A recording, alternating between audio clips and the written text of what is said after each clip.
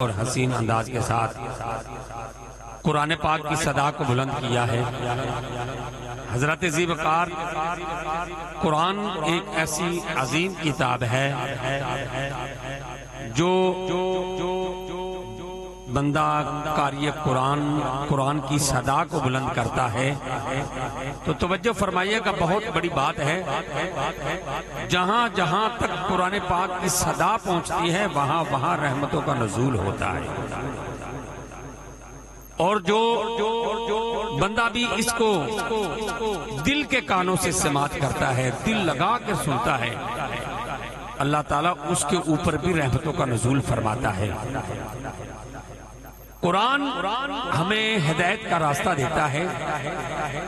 قرآن ہمیں ایک ایسا راستہ دیتا ہے جو راستہ ہمیں آج کل کی جتنی بھی کتابیں ہیں ان میں نہیں ملتا۔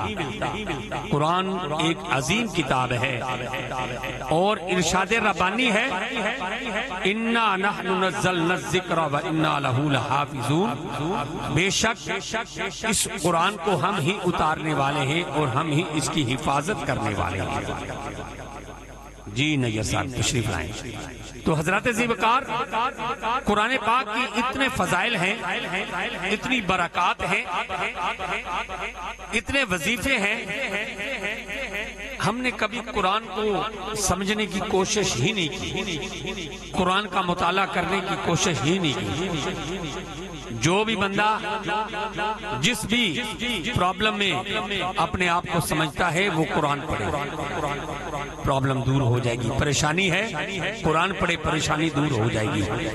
اگر کوئی رزق کی تنگی کی پریشانی ہے تو قرآن کی تلاوت کریں، یقین مانیں قرآن کے ایسے ایسے وظیفے ہیں اور ایسی ایسی آیات ہیں جن کا مطالعہ کرنے سے آپ کی جتنی بھی رزق کی پریشانی ہے وہ بھی دور ہو جائیں گی۔ صرف اور صرف قرآن کے دامن کو تھامنا پڑے گا اور پھر ہمارے لیے آسانیاں ہی آسانیاں ہیں۔ کسی نے کیا خوب کہا کہ بدلے گا زمانہ لاکھ مگر قرآن نہ بدلا جائے گا، ہے قول محمد قول خدا فرمان نہ بدلا جائے گا۔ دنیا کی ہر چیز، ہر کتاب، صحیفے ان میں رد و بدل کر دیا گیا، لیکن قربان جاؤں جو کتاب جو قرآن میرے نبی کی عظمت پر نازل ہوا، شان پر نازل ہوا، آج تک کسی کی جرت نہیں، کسی میں اتنی طاقت نہیں کہ زیر کو زبر کر سکے اور پیش کو زیر کر سکے۔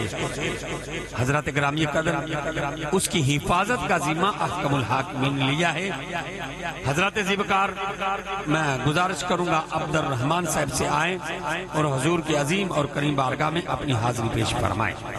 نعرہ تکبیر، دایاں ہاتھ بلند کر کے بولنا ہے، نعرہ تکبیر، نعرہ رسالت، نعرہ حیدری، نعرہ تحقیق، تاجدار ختم نبوت۔